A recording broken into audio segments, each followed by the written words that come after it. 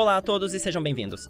Neste vídeo, vou mostrar como gerenciar o modo de desligamento automático do seu JBL Quantum 360X.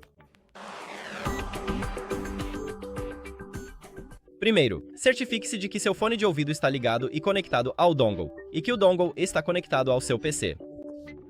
Agora, abra o aplicativo e se você fez tudo certo, basta clicar no seu headset e este menu irá aparecer.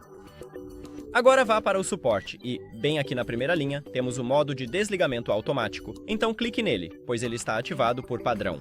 Temos 30 minutos. Você pode escolher 1 hora ou 2 horas, ou deixar em 30 minutos se preferir, ou ainda desativá-lo. É a melhor opção para mim, então clico aqui. E nós conseguimos. Obrigado por assistir a este vídeo. Se você achou útil, considere se inscrever no canal e deixar um like no vídeo. É muito importante para nós.